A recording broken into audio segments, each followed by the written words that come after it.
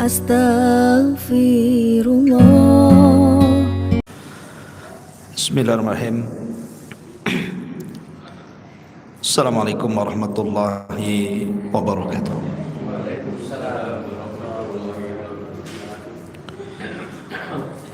Alhamdulillah, salatu wassalamu ala rasulillah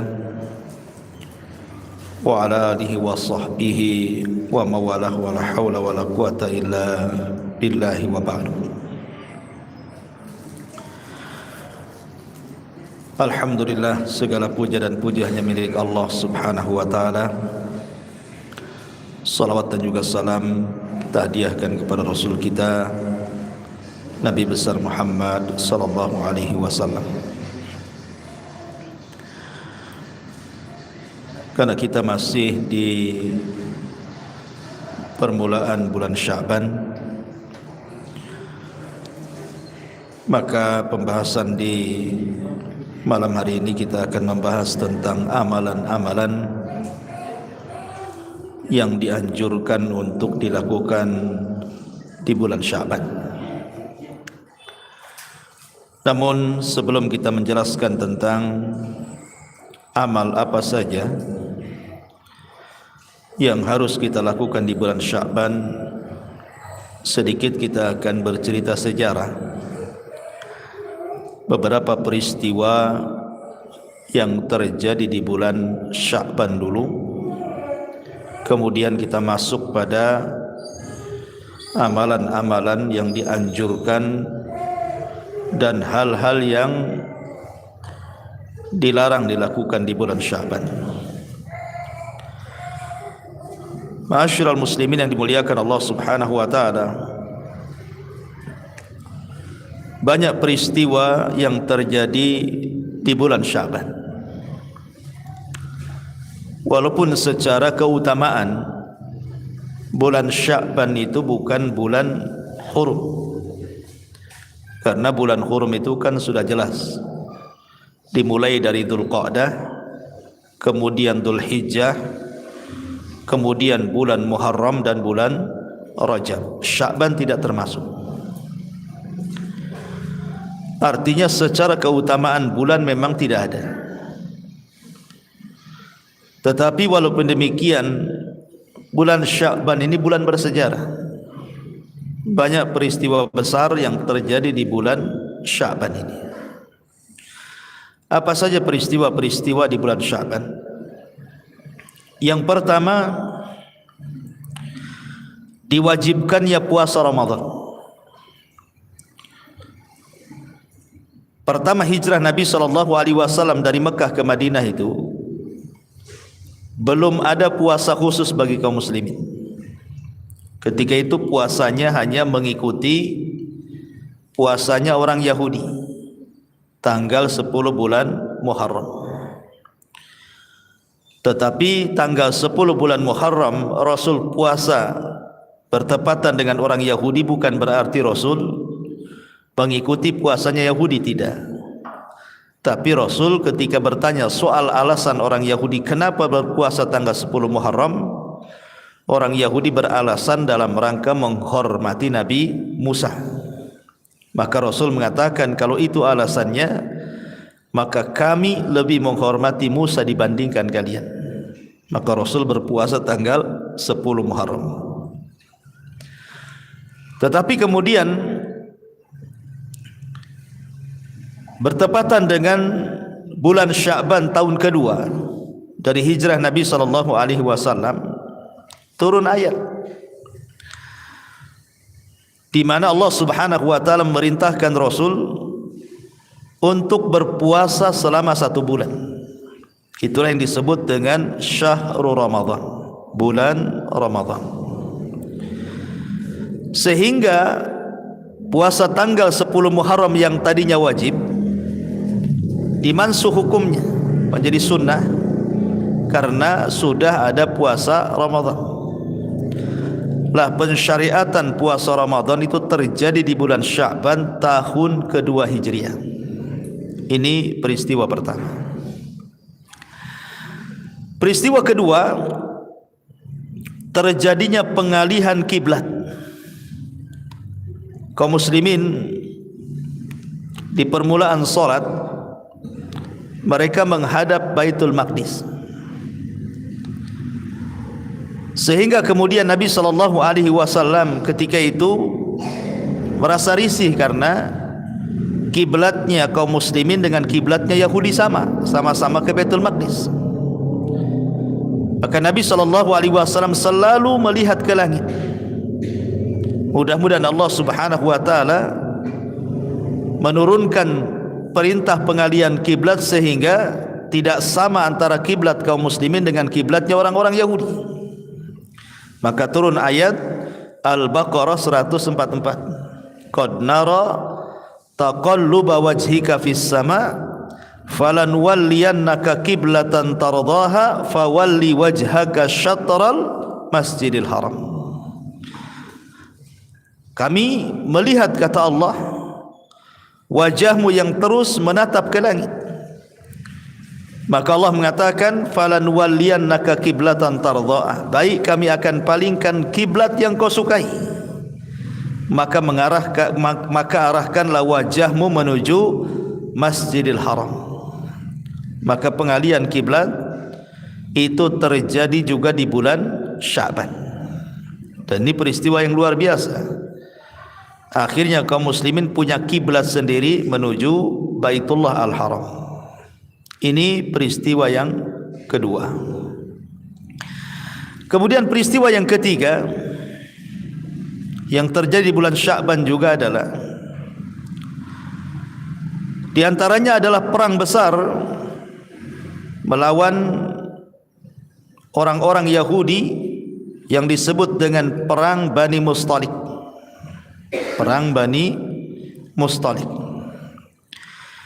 Lah, perang Bani Mustalik ini akhirnya dimenangkan oleh kaum muslimin. Itu pun terjadi di tahun ke-5 Hijriah, dan itu terjadi di bulan Sya'ban. Sehingga kemudian perang ini juga menjadi perang bersejarah, karena setelah perang ini juga Nabi SAW menikah dengan salah seorang yang bernama Juwairiyah. Juwairiyah ini adalah puteri daripada seorang pemimpin namanya Al-Hayyu Al-Harith ibn Dirar, dan itu pemimpinnya. Kemudian anaknya ditawan, kemudian dimerdekakan dan menikah dengan Nabi SAW, dan itu terjadi tahun ke-5 tepat di bulan Sya'ban juga, perang Bani Mustalik ini. Kemudian juga di antaranya peristiwa di bulan Sya'ban adalah meninggalnya Utsman ibn Mad'un. Utsman ibn Mad'un. Ingat, Utsman ibn Mad'un ini sahabat yang paling dicintai Nabi, karena termasuk orang-orang yang awal-awal masuk Islam. Ketika hijrah dari Mekah ke Madinah, maka Utsman ibn Mad'un inilah sahabat yang pertama kali meninggal dan yang pertama kali dikubur di Baqi. Ini Utsman ibn Mad'un ini. Ini pun terjadi di bulan Sya'ban. Kemudian juga di antara kelahiran para sahabat yang mulia, lahirnya Abdullah ibn Zubair. Abdullah ibn Zubair, putra daripada Zubair ibn Awwam, ibundanya Asma bintu Abi Bakar, dan dia adalah orang pertama dari kalangan muhajirin yang lahir pasca hijrah. Abdullah ibn Zubair ini orang yang pertama lahir setelah hijrahnya Rasul dari Mekah ke Madinah.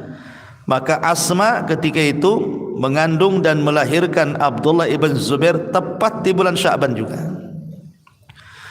Kemudian juga lahirnya Husain ibn Ali, cucu Nabi SAW.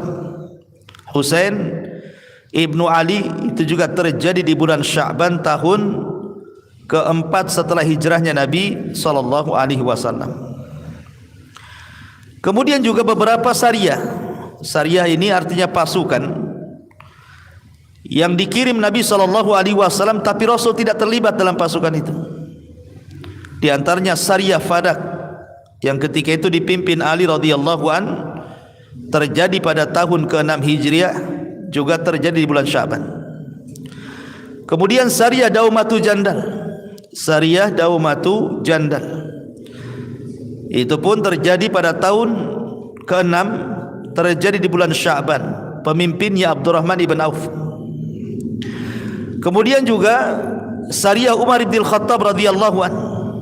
Itu pun terjadi bulan Sya'ban tahun ke-7 setelah hijrah. Kemudian Sariyah Abi Qatadah juga pada tahun ke-8 Hijriah, terjadi di bulan Sya'ban, termasuk perang Al-Jisr. Perang Al-Jisr ini tahun 13 Hijriah, 23 Sya'ban. Dan banyak lagi. Adapun para ulama peristiwa di bulan Sya'ban, Ibnu Katsir wafat itu di bulan Sya'ban. Al-Imam Ibnu Katsir ma'ruf, pengarang kitab Tafsirul Azim Ibnu Katsir, itu wafat pada tahun ke-774 dan bulannya adalah bulan Sya'ban.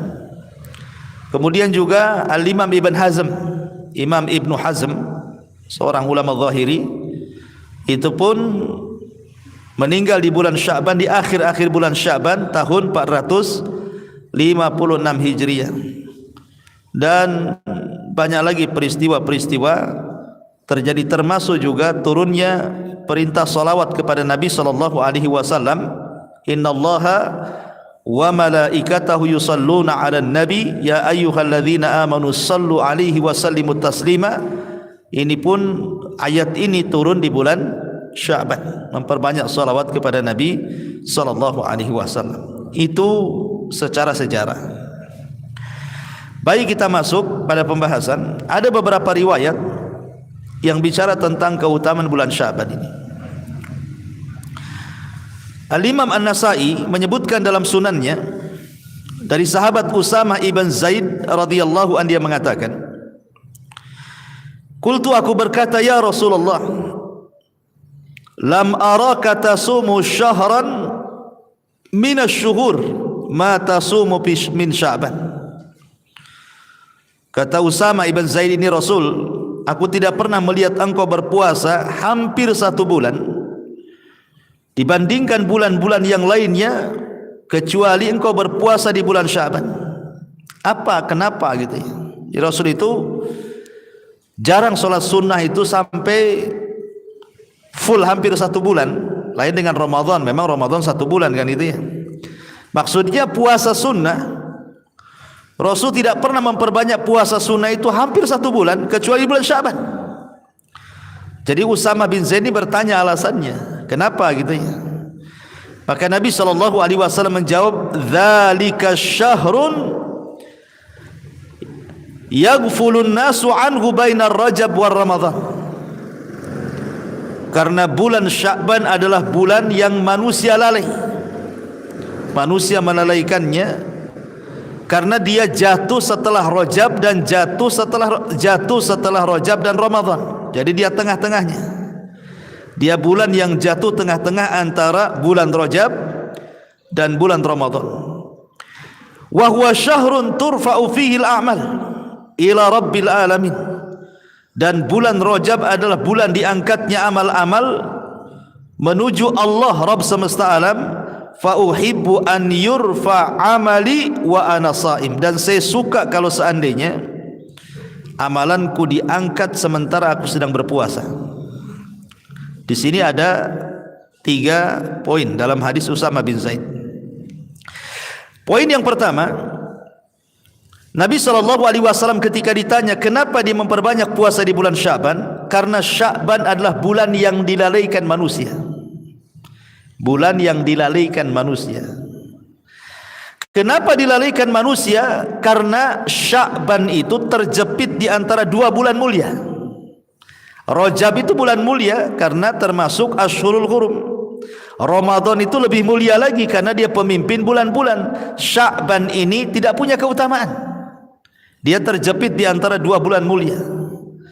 Sehingga karena orang lebih memperhatikan bulan Rajab, kemudian juga perhatiannya ke Ramadan, Sya'ban ini dilupakan. Sya'ban saja, sebentar lagi kan Ramadan, itu maksudnya. Sehingga kita lihat banyak di bulan Sya'ban itu kebanyakan manusia tidak memperbanyak ibadah. Padahal walaupun demikian Kita dianjurkan banyak ibadah. Alasan manusia tidak banyak ibadah di bulan Sya'ban itu karena menyongsong Ramadan. Rata-rata kan, sebagian mereka ada yang kerja keras 1 bulan Sya'ban ini supaya Ramadan tenang-tenang. Ada yang belanja gitu ya, menghabiskan uang di bulan Sya'ban ini supaya Ramadan alasannya tidak keluar lagi. Banyak perkara-perkara yang manusia dilupakan gitu ya. Alasannya menyongsong Ramadan, tetapi malah kemudian meremehkan amalan-amalan di bulan Sya'ban. Makanya kenapa Rasul mengatakan Sya'ban ini terkadang bulan yang dilalaikan manusia, karena terjepit di antara 2 bulan mulia. Padahal dalam kaidah para ulama bahwa mengamalkan sesuatu di waktu yang manusia melalaikannya berarti amalan itu memiliki pahala besar. Kalau seandainya antum melakukan amalan soleh di waktu yang manusia melalaikannya, maka amal soleh yang antum lakukan itu lebih besar pahalanya. Contoh, umpamanya waktu duha, mulai jam terbit matahari sampai waktu zuhur, itu disebut waktu duha namanya. Ya. Waktu duha itu adalah waktu yang dilalaikan manusia. Kenapa waktu duha dari terbit matahari sampai zuhur itu disebut waktu yang dilalaikan manusia? Karena itu waktu-waktu di mana manusia sibuk mencari dunia. Yang kantor ke kantor, yang pasar ke pasar, yang ke ladang ke ladang, yang kerja di jalan. Pokoknya mulai terbit matahari sampai zuhur itu orang sibuk-sibuknya kerja tuh. Lalai untuk ibadah kan. Tiba-tiba di saat manusia sedang sibuk bekerja, antum pula keluar dari kesibukan dunia, kemudian solat duha. Berarti solat duha itu solat yang paling istimewa. Kenapa? Karena dilakukan di saat manusia lalai. Antum keluar dari kelalaian itu. Maka sama dengan Sya'ban juga.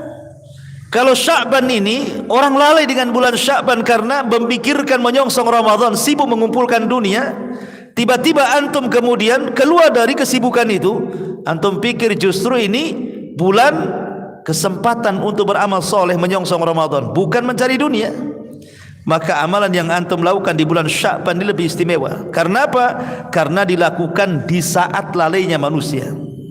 Ini satu perkara. Perkara yang kedua, bahwa amalan yang dilakukan saat lalai manusia itu menunjukkan keikhlasan.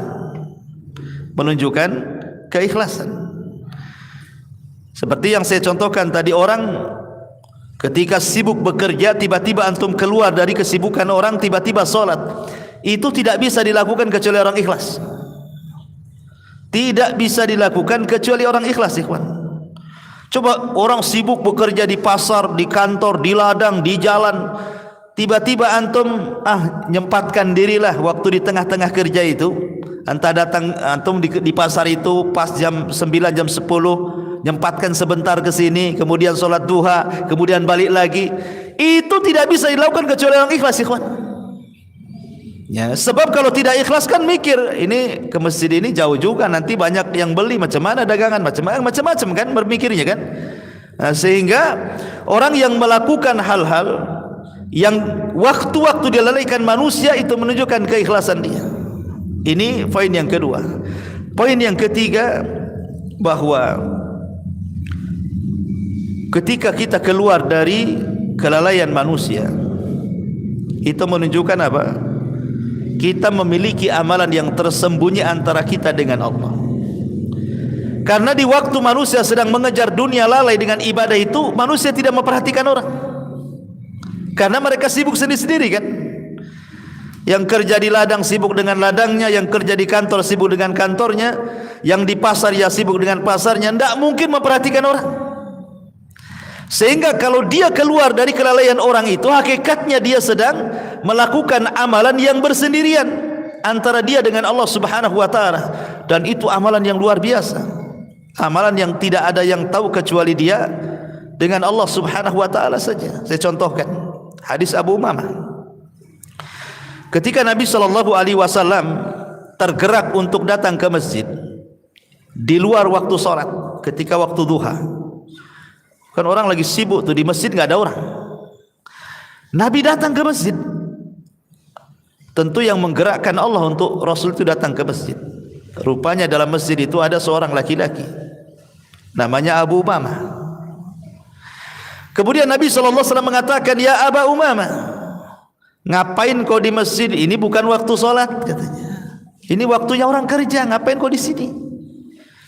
Maka Abu Umamah mengatakan, "Ya Rasulullah, humumun lazimatni wa duyunun." Rasul, bingung aku, katanya. Keluh kesah, gelisah, banyak hutang Rasul, katanya. Maka Nabi SAW mengatakan, "Ya Aba Umamah, maukah ku ajarkan kepadamu satu kalimat yang kalau kau baca di pagi dan sore hari, ku jamin bingungmu hilang, hutangmu terlunasi," katanya. Maka Umar mengatakan, "Tentu wahai Rasul, apa kalimat-kalimat itu?" Maka Nabi SAW mengatakan, "Qul ya Aba Umamah, katakan ya Aba Umamah, Allahumma inni a'udzubika minal hammi wal hazan." Ya Allah, aku berlindung kepadamu minal hammi wal hazan, dari kebingungan dan kesedihan. Minal ajzi wal kasal, dari kelemahan dan juga kemalasan. Minal jubni wal bukhli, dari ketakutan dan kebakhilan. Wa min ghalabatil daini wa qahrir rijal, dan berlindung kepadamu ya Rabb dari terkalahkan hutang atau dikalahkan manusia. Maka Abu Umamah mengatakan, ketika aku terus melakukan amalan ini pagi dan petang, maka dalam waktu yang sebentar Allah hilangkan duka citaku dan Allah lunasi hutang-hutangku. Syahidnya di sinilah Abu Umamah bersendirian dengan Allah. Ketika dia sedih, stres, banyak hutang, banyak masalah, kemana dia mengadu? Ke masjid. Karena masjid itulah silah antara kita dengan Allah. Hubungan kita dengan Allah itu paling dekat di masjid. Makanya Abu Umamah ketika ada masalah masuk ke masjid, kemudian sholat, berdoa, dan Allah kabulkan diutusnya Rasul SAW. Dilangkahkan kakinya menuju masjid. Siapa yang melangkahkan kaki Rasul ke masjid kalau bukan karena Allah? Siapa yang menggerakkannya? Doanya Abu Umamah. Ya. Jadi amalan bersendirian dengan Allah itu bisa menggerakkan semuanya. Jadi itu amalan yang luar biasa. Lah orang yang melakukan amalan di bulan Sya'ban itu hakikatnya dia sedang bersendirian dia dengan Allah, karena bulan ini bulan dilalaikan manusia. Ini 3 poin. Yang pertama, bahwa bulan Sya'ban itu bulan yang dilalaikan manusia antara Rajab dan Ramadan. Yang kedua, dalam hadis ini Nabi SAW mengatakan, wa huwa syahrun turfa'u fihi al-a'mal ila rabbil alamin. Bulan Sya'ban itu adalah bulan diangkatnya amal-amalan menuju Rabbul Alamin, Allah Subhanahu wa taala. Ma'asyiral muslimin yang dimuliakan Allah Azza wa Jalla, kita tahu bahwa amalan kita ini diangkat oleh Allah Subhanahu wa taala lewat para malaikat itu di tiga waktu. Di 3 waktu. Maksudnya ada yang sifatnya harian, ada yang sifatnya pekanan, mingguan, ada yang sifatnya tahunan. Adapun yang sifatnya harian itu berdasarkan hadis Nabi SAW. Kata Nabi SAW, yata'aqabuna fikum malaikatul laili wa malaikatun nahar. Jadi Allah Subhanahu wa taala setiap hari itu menugaskan ada malaikat-malaikat itu yang mencatat kebaikan. Ada yang mencatat di siang hari, ada yang mencatat di malam hari. Malaikat ini tugasnya mencatat kebaikan saja, dia tidak mencatat keburukan. Karena sudah ada Raqib dan Atid. Kalau Raqib dan Atid kan semua dicatat dia. Tapi malaikat-malaikat ini dia tidak mencatat kecuali kebaikan. Kebaikan yang dilakukan hamba Allah di malam hari dan kebaikan yang dilakukan hamba Allah di malam hari. Jadi ada 2 sip malaikat. Ada malaikat sip siang, ada malaikat sip malam. Ya. Makanya Rasul mengatakan malaikatul bil laili wa malaikatu bin nahar. Ada malaikat yang ditugas di malam hari, ada malaikat yang bertugas di siang hari. Jadi ada sip-sipan malaikat ini. Wa yastami'una fi salati subhi wa salatil asri, di mana dua malaikat ini berjumpa di dua salat. Pertama salat asar, yang kedua salat subuh. Thumma ya'rujul ladzina batu fikum fayas'aluhumullah wa huwa a'lam bihim kaifa taraktum ibadi fayaquluna taraknahum wa hum yusallun wa atainahum wa hum yusallun. Lah ketika malaikat ini berjumpa di dua waktu ini, jadi malaikat malam mulai dari asar sudah mencatat amal kita ini, apa saja setelah asar amalan-amalan kita itu. Kemudian habis maghrib apa saja yang kita lakukan. Kemudian habis isya apa saja kita lakukan. Kemudian sebelum tidur apa saja yang kita lakukan. Terus sampai ketika bangun tidur, apa yang dilakukan dari kebaikan terus dipantau malaikat ini dan dicatat sampai waktu subuh. Lah ketika datang waktu subuh, manusia sudah solat subuh, sedang solat subuh, terhentilah catatan malaikat malam ini untuk ganti sip. Ya. Jadi setelah malaikat malam mencatat kebaikan kita itu, maka mereka di waktu manusia sedang solat subuh, mereka naik. Ketika mereka naik, turun malaikat yang mencatat kebaikan di siang hari. Kemudian akan mencatat kebaikan kita selepas subuh, zuhur, sampai waktu asar. Nanti di waktu asar nih, malaikat yang mencatat kebaikan di siang hari, di saat manusia sedang salat, maka malaikat naik. Di waktu yang sama, malaikat yang mencatat kebaikan di malam hari turun. Begitu setiap harinya. Pertemuannya di waktu subuh dan asar. Lah setiap malaikat nih yang sudah mencatat kebaikan-kebaikan hamba-hamba ini, baik siang ataupun malam, langsung menghadap Allah. Maka Allah Subhanahu wa taala bertanya, "Ma taraktum ibadi?" Sedang apa kau tinggalkan hamba-hambaku? Maka malaikat-malaikat, pada Allah sudah tahu, tentu Allah bertanya seperti itu, bukan berarti Allah jahil, tidak, Allah tahu.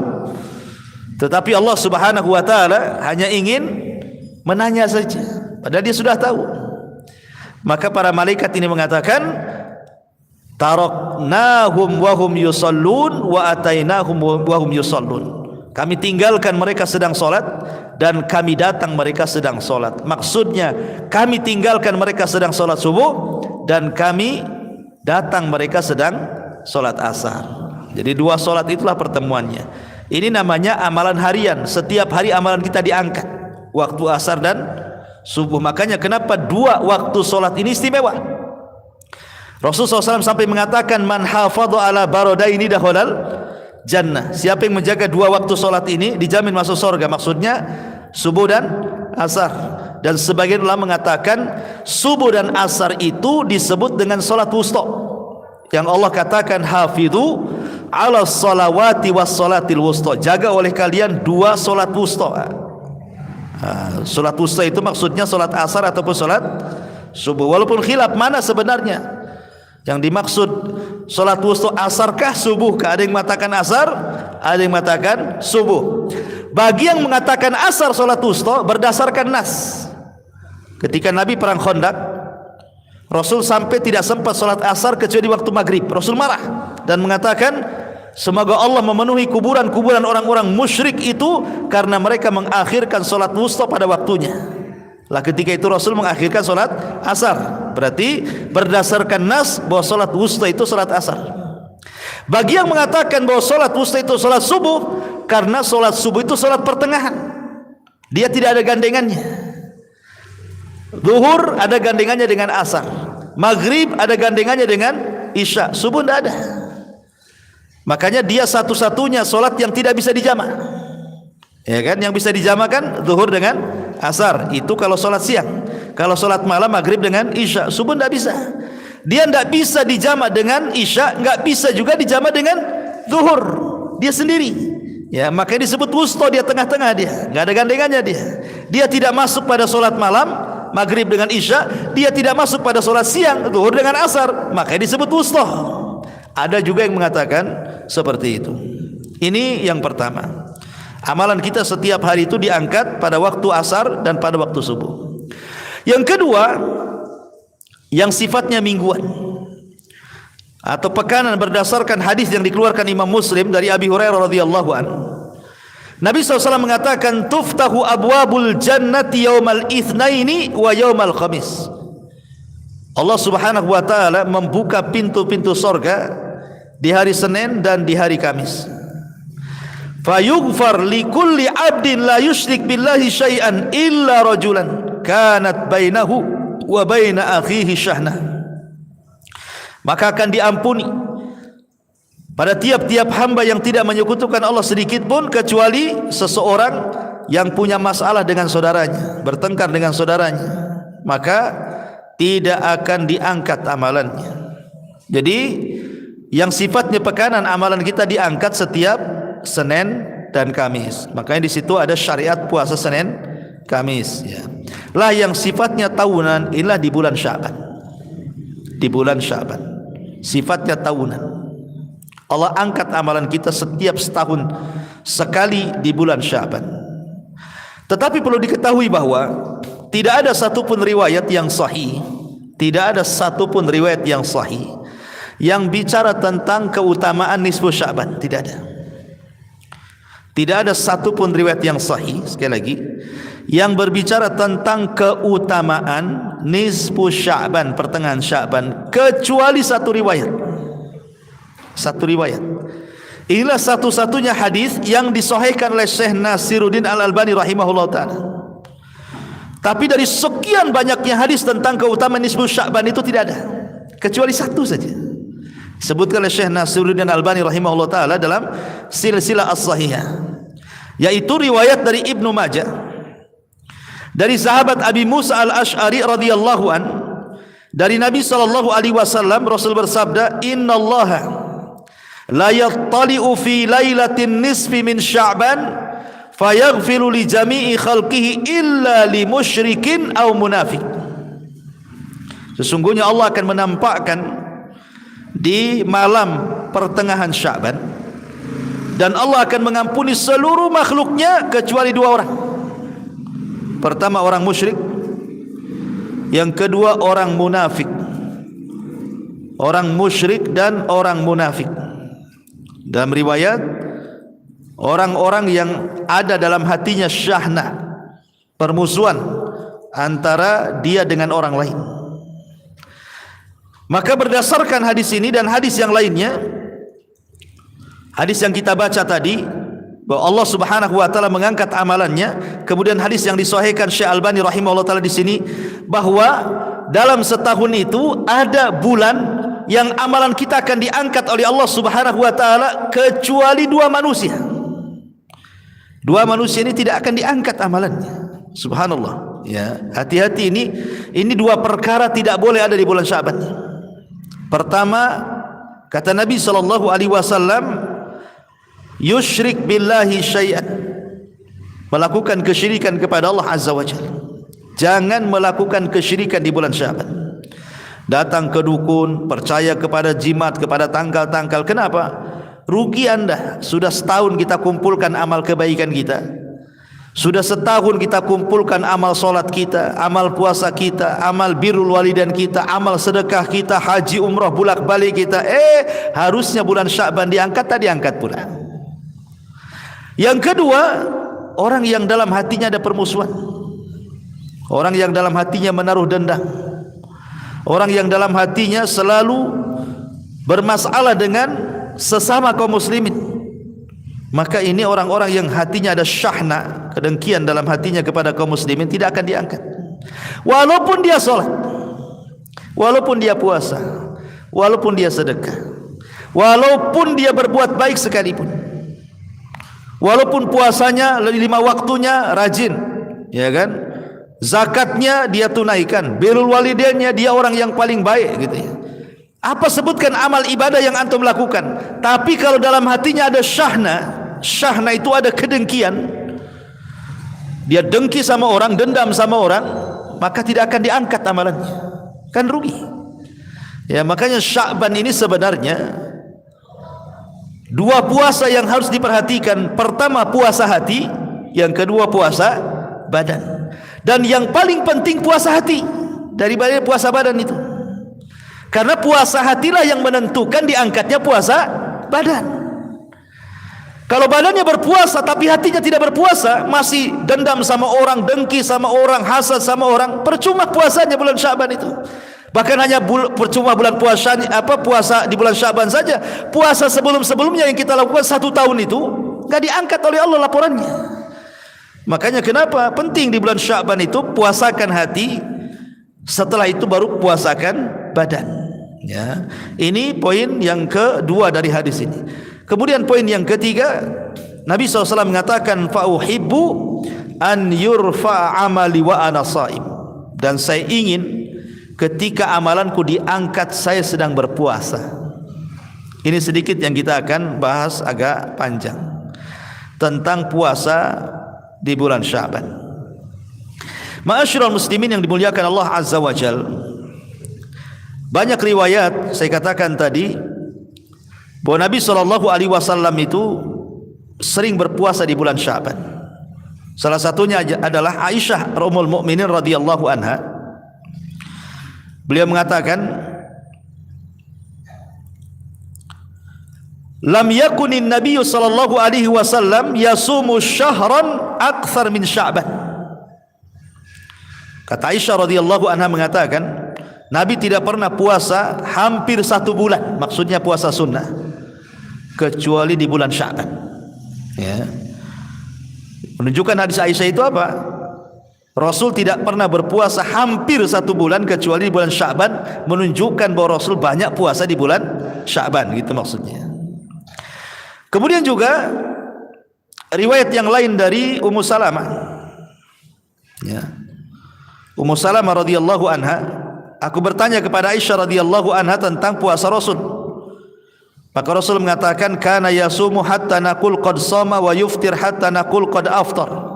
Walam arahu shaiman min syahri qattun akthar min siyamihi min Sya'ban. Kata Aisyah radhiyallahu anha, aku tidak pernah melihat Rasul berpuasa hampir 1 bulan lebih banyak dibandingkan di bulan Sya'ban. Menunjukkan bahwa bulan Sya'ban itu bulan puasanya Nabi SAW untuk puasa sunnah. Kalau Ramadan kan puasa wajib, ya 1 bulan. Kalau Sya'ban ini dikhususkan Rasul untuk puasa sunnah saja. Pertanyaan, kenapa Nabi SAW membedakan bulan-bulan yang lainnya dengan puasa sunnah dengan bulan Sya'ban? Sampai hampir 1 bulan itu Rasul puasa, mulai tanggal 1 sampai hampir selesai Sya'ban itu Rasul berpuasa. Tentu ya dibedakan antara puasa Sya'ban dengan puasa Ramadan. Kalau puasa Ramadan kan full 1 bulan, baik bulannya 29 hari atau bulannya 30 hari digenapkan, tetap Ramadan itu 1 bulan. Tetapi Sya'ban itu tidak sama dengan Ramadan, tidak boleh 1 bulan. Karena sebelumnya Nabi mengatakan, kalian tidak boleh puasa 1 hari atau 2 hari sebelum Ramadan, kan gitu ya. Kalian tidak boleh berpuasa 1 hari atau 2 hari sebelum Ramadan, kata Rasul. Kenapa? Karena 1 hari atau 2 hari sebelum Ramadan dinyatakan sebagai hari yang diragukan. Karena itu sudah mendekati melihat hilal, tidak boleh. Artinya kalaupun puasa Sya'ban itu diperbanyak, jangan sampai full 1 bulan, gitu maksudnya. Mungkin berhenti di tanggal 27, ya, berhenti di tanggal 27 Sya'ban, ya, karena tanggal 28, 29 ini lihat-lihat bulan orang kan, sudah mau melihat bulan, dikhawatirkan kita sedang sholat sunnah, tahu-tahu masuk Ramadan, ya, makanya dilarang.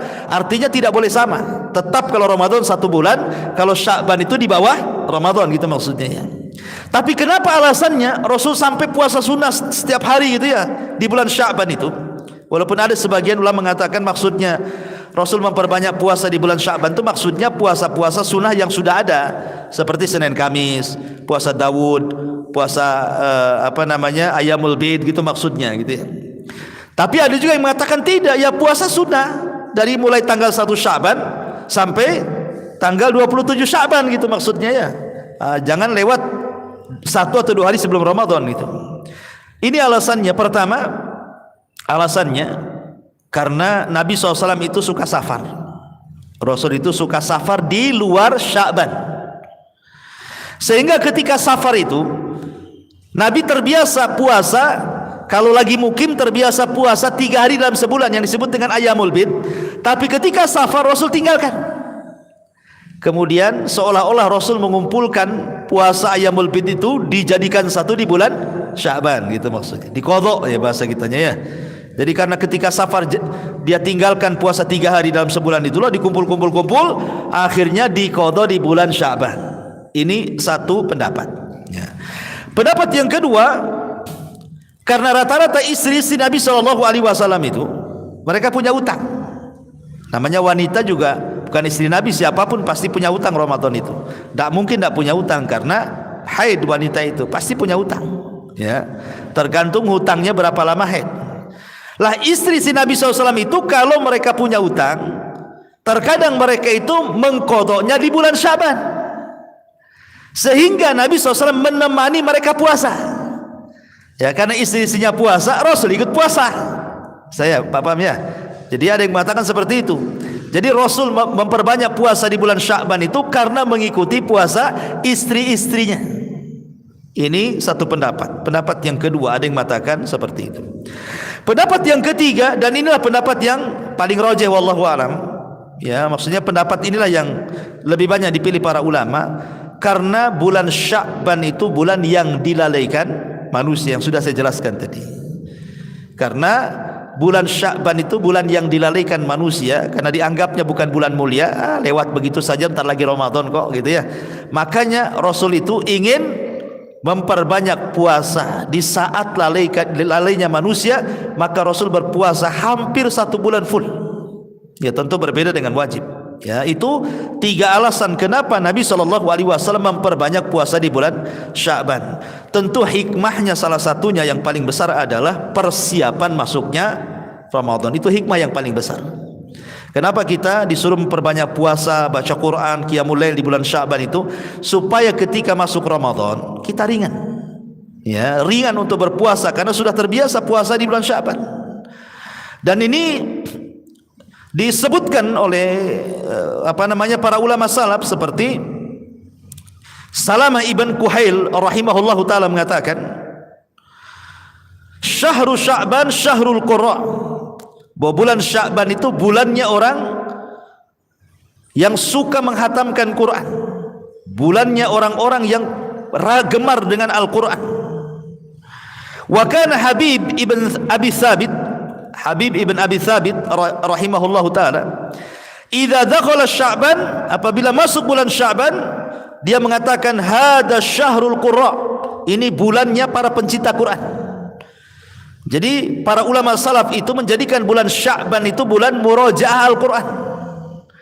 Mereka memperbanyak baca Quran, menghafal Quran, murajaah lagi Al-Quran, supaya ketika masuk Ramadan mereka punya hafalan, mungkin hafalannya sudah lancar bacaannya, sehingga kalau menghatamkan di bulan Ramadan cepat. Ya. Juga dikatakan oleh Amr ibn Qais Al-Mala'i rahimahullahu taala, idza dakhala Sya'ban aghlaqa hanutahu wa tafarraga li qiraatil Quran. Apabila bulan Sya'ban datang, maka Amr ibn Qais ini dia tutup pintunya, dia tidak menerima tamu, dia habiskan untuk membaca Al-Quran. Dan ulama mengatakan Rajab adalah syahru zar'in, wa Sya'ban syahru syakin, wa Ramadan syahru hisadin. Dan ini sudah saya jelaskan bahwa bulan Rajab bulan menanam, Sya'ban itu bulan pengairan, dan juga Ramadan bulan memetik. Artinya Sya'ban ini justru bulan pemupukan ibadah, karena dia bulan nyiram, kata ulama kan. Apa fungsi nyiram itu? Ya mupuk. Ya. Jadi ibadah-ibadah yang sebelum Sya'ban kita lakukan, seperti bulan Rajab kita melakukan puasa, baca Quran, apa saja itu dipupuk di bulan Sya'ban ini. Jangan sampai ditinggalkan. Yang sudah biasa dilakukan itu jangan sampai ditinggalkan di bulan Sya'ban, dipupuk terus gitu ya, supaya ketika Ramadan, disitulah orang dapat hasilnya. Jadi terbiasa puasanya, terbiasa baca Qurannya, terbiasa zikirnya, terbiasa, dan begitu seterusnya. Itu diantara faedah kenapa Nabi SAW memperbanyak puasa di bulan Sya'ban ini.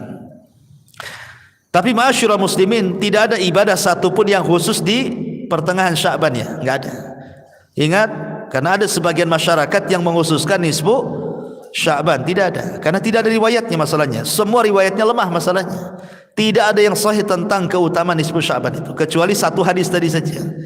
Hadis tentang Allah menampakkan kepada hamba-hambanya mengampuni semua makhluk-makhluknya kecuali orang musyrik dan munafik, dan riwayat kecuali orang musyrik dan orang yang menaruh dendam. Ya, tetapi Abdullah ibn Mubarak ketika ditanya tentang nisfu Sya'ban, apakah nisfu Sya'ban itu Allah turun ke langit dunia? Kata Abdullah bin Mubarak, Allah turunlah bukan nisfu Sya'ban saja, setiap malam Allah turun katanya. Karena riwayatnya apa? Yanzilu Rabbuna ila sama'i dunya fi kulli thuluthil lailil akhir wa dzalika kulla lailatin. Sepertiga malam akhir itu Allah turun. Setiap malam, bukan ketika nisfu Sya'ban saja. Setiap malam memang Allah turun pada sepertiga malam akhir dan mengatakan, siapa yang berdoa ku kabulkan, siapa yang minta ku kasih, siapa yang meminta ampun ku ampuni dosa-dosanya. Itu setiap malam, tidak harus menunggu nisfu Sya'ban maksudnya. Ya, jadi intinya bahwa riwayat-riwayat tentang nisfu Sya'ban itu tidak ada yang sahih kecuali satu hadis ini saja. Termasuk juga hadis tentang larangan berpuasa setelah pertengahan Sya'ban. Kan ada hadis yang mengatakan dalam hadis Nabi SAW, idzan tasafa Sya'ban fala tasumu hatta yakuna Ramadan. Apabila sudah sampai di pertengahan Sya'ban jangan kalian puasa. Artinya puasa itu sebelum pertengahan Sya'ban. Tapi kalau sudah di atas pertengahan Sya'ban dilarang puasa. Hadis ini batil. Hadis ini tidak benar. Jadi kita boleh puasa. Buktinya Rasul mengatakan kalian boleh berpuasa asal jangan 1 hari atau 2 hari sebelum Ramadan, menunjukkan bahwa sebelumnya boleh puasa. Ya kan? Sebelumnya boleh puasa. Kemudian Rasul mengatakan, saya ingin memperbanyak puasa supaya ketika amalanku diangkat aku sedang berpuasa. Nah, berarti hadis tentang masalah larangan tidak boleh puasa setelah pertengahan Sya'ban, hadis ini lemah. Ya, hadis ini tidak bisa dijadikan hujjah oleh para ulama. Taib. Lalu apa saja secara umum amalan-amalan yang dianjurkan di bulan Sya'ban itu? Apa yang harus kita lakukan selama Sya'ban ini lewat dari kita ini? Yang pertama, kata ulama, ihris an tataqaddam ala amalin tayyibin. Fa inna Allaha tayyibun la yaqbalu illa tayyiban. Berusahalah kita untuk mencari amal-amal yang baik. Karena Allah itu zat yang maha baik, tidak menerima kecuali yang baik-baik. Silakan beramal, ya, tetapi cari yang baik-baik. Seperti mamanya seseorang mencari nafkah untuk keluarga, cari yang baik-baik. Beri istri dan anak kita itu dari makanan yang halal. Karena Allah maha baik, tidak menerima kecuali yang baik-baik. Supaya amalan kita ini mencari nafkah selama setahun untuk keluarga kita, di bulan Sya'ban ini diangkat oleh Allah Azza wa Jalla. Ini yang pertama. Yang kedua, iqran amalaka bil ikhlas. Usahakan di bulan Sya'ban ini berusaha untuk ikhlas. Ikhlas karena Allah Subhanahu wa taala. Jangan sampai kemudian seseorang beramal itu karena riya. Ya, orang karena terbiasa beramal, riya itu sulit ditinggalkan biasanya. Mau sedekah maunya ya diumumkan namanya gitu ya. Tolonglah kasihlah itu nama saya, itu cantumkanlah di situ katanya. Atau kasih di grup kalau bisa disebar, jadi makin tahu siapa saya. Wah, ini repot ya kan. Jadi kalau bisa ikhlaskan apa saja, karena ini hari diangkatnya amal. Kemudian yang nomor 3, perbanyaklah amalan-amalan yang bersendirian antara kita dengan Allah. Mumpung di bulan Sya'ban ini bulan diangkatnya amal, maka terbiasakan beramal yang tidak ada yang tahu kecuali kita dengan Allah Subhanahu wa taala. Kemudian yang keempat, ihdar asyahna. Hindari perpecahan, dendam, hasad, permusuhan, dengki dengan manusia. Karena ini amalan yang bisa amalan kita tidak diangkat oleh Allah Azza wa Jalla. Kemudian yang ke-5, dawamu alal amali as-salihati. Berusaha istiqamah untuk melakukan amal saleh. Dan sebaik-baik amal itu yang istiqamah walaupun sedikit.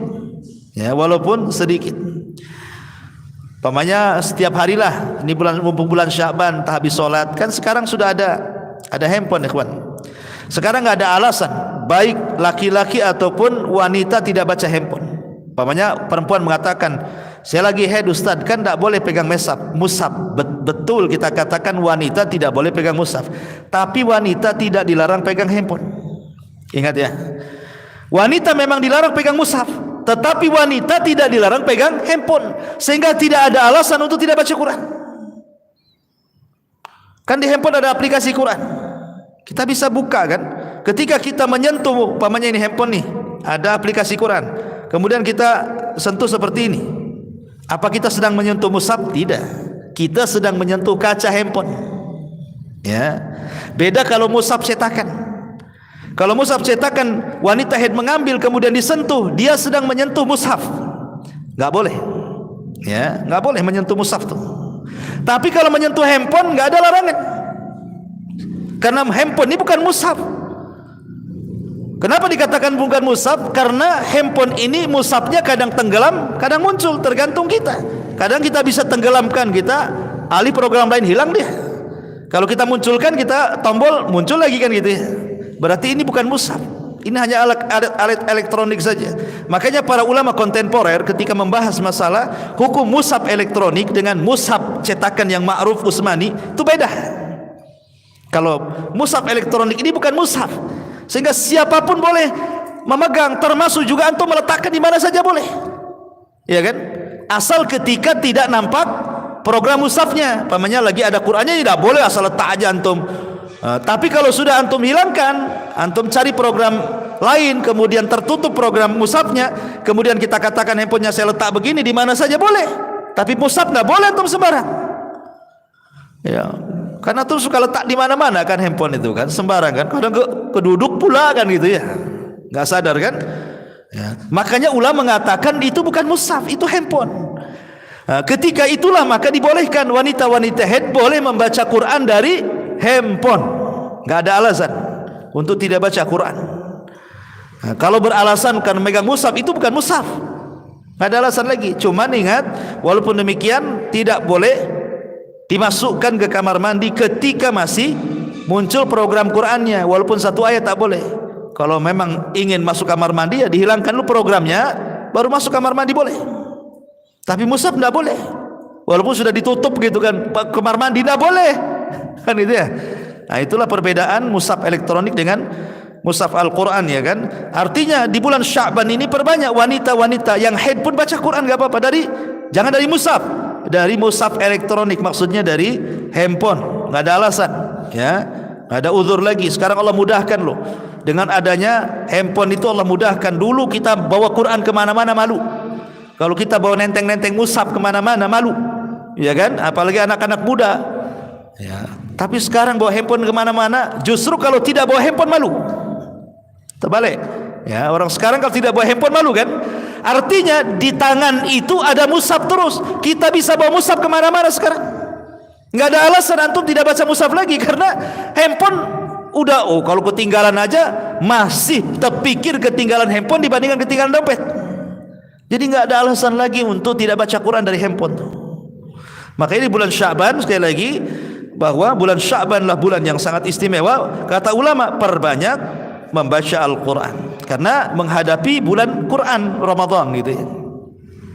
Kemudian juga perbanyak doa, an yatakabbalallahu minka, semoga Allah Subhanahu wa taala menerima amalan-amalan kita kepada Allah Subhanahu wa taala di bulan Sya'ban ini, dan berdoa kepada Allah juga agar kita diberikan usia panjang sehingga bisa menyongsong Ramadan.